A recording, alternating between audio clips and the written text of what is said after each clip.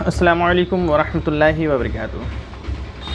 آئیے دو حوالہ صرف شارٹ ویڈیوز میں اہل حدیث کے گھر سے دیتے ہیں۔ یہ جو 15ویں شعبان کے شب رات کی عبادت کرنا اور دن کے روزہ رکھنے کو بدعت کہتے ہیں، ان ان پڑھوں کو ان کے گھر کی ہی دلیل پیش کر دیتے ہیں کہ تمہارے گھر کے بڑے بڑے محققین اور بڑے بڑے جو شیخ الاسلام اور محقق العصر صاحب ہیں، ان لوگوں نے اس رات کی عبادت کرنے کو حدیث سے ثابت اور پلس اس کی عبادت کرنا روزے رکھنے کو افضل قرار دیا ہے اور بدعت نہیں ہے۔ یہ تک ڈکلیئر کر دیا کہ یہ بدعت نہیں بلکہ اجر و ثواب ہے۔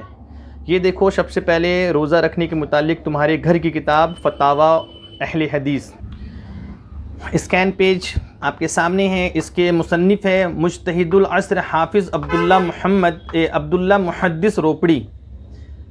اس کے صفحہ نمبر 554 پہ یہ شب برات کا روزہ عنوان باندھا ہے، اور اس پر سوال کیا گیا تھا کہ ماہ شعبان کی 14ویں 15ویں کا روزہ رکھنا یا 3 روزے 13ویں 14ویں 15ویں رکھنے جائز ہے یا نہیں۔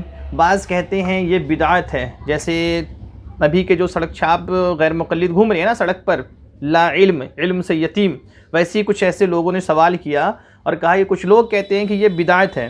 تو ان کے محقق العصر صاحب کے زمانے میں بھی اس عبادت کو اور روزے کو کچھ لوگ بدعت کہا کرتے تھے، تو پھر ان کے محقق العصر صاحب جو ہے فتاوی اہل حدیث میں جواب دیتے ہوئے لکھتے ہیں، آپ کے سامنے اسکین پیج موجود ہے۔ جواب: شب برات کا روزہ رکھنا افضل ہے۔ کیا لکھ رہے ہیں؟ بدعت نہیں ہے، افضل ہے۔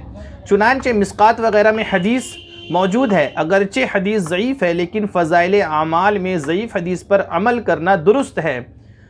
ہر ماہ کی 13ویں 14ویں 15ویں کا روزہ بھی حدیث میں آیا ہے۔ بدعت کی تعریف رسالہ بدعت میں کر دی گئی ہے۔ اب ان کے مولوی صاحب یہ اس کا انکار کر دیے کہ اس 15ویں شعبان کی جو روزہ رکھنا ہے یہ بدعت نہیں ہے بلکہ افضل ہے اور ضعیف حدیث سے ثابت ہے، اور ضعیف حدیث فضائل اعمال میں کیا ہے؟ قبول ہے، مقبول ہے، مردود نہیں ہے۔ یہ تمام محدثین جمہور کا یہ قول ہے کہ قابل قبول ہے، اس کو نہ اہل حدیث انکار کرتے ہیں، نہ ہم سنی، نہ دیوبند حضرات، کسی کا بھی اس پر کوئی اختلاف نہیں ہے۔ یہ پتہ نہیں آج کے جو نو مولود اہل حدیث ہیں نا، نئے جو انڈے سے بھی نکلے ہیں، ان کے نزدیک ضعیف حدیث پہ عمل کرنا جو ہے بدعت قرار پائی جاتی ہے، لیکن یہ اہل علم کے نزدیک نہیں، یہ خود ان کے مولویوں نے اور بڑے بڑے ائمہ محدثین سے ثابت ہے۔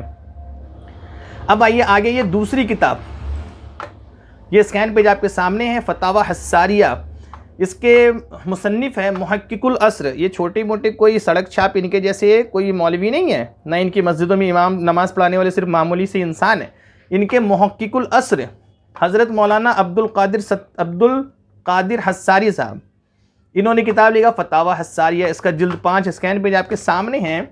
یہ لکھتے ہیں کہ شعبان کی 15ویں رات کی فضیلت کے متعلق متعدد احادیث آئی ہے۔ کیا فرماتے ہیں؟ ایک حدیث نہیں، متعدد احادیث آئی ہے، سب کا مجموعہ اس بات پر دلالت کرتا ہے کہ اس کی کوئی اصل ہے۔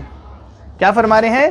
کہ سب کا مجموعہ، جتنی روایتیں آئی ہیں ان تمام روایتوں کا مجموعہ اس بات پر دلالت کرتا ہے کہ اس کی کوئی اصل ہے۔